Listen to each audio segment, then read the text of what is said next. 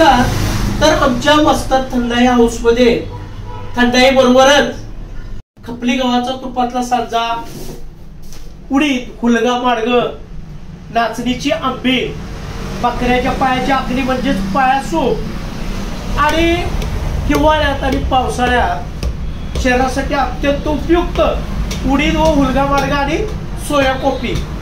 तर ही सोया कॉफी फक्त नैसर्गिक घटकापासूनच बनवली जाते.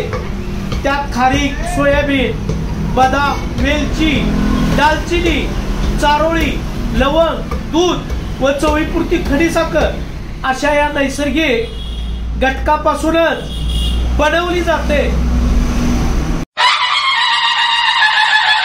तर आमच्या वसंत थंडाई हाऊस मध्ये जो देशी खुराक बनवला जातो तो फक्त नैसर्गिक घटकांनीच बनवला जातो आणि पारंपरिक पद्धतीनं.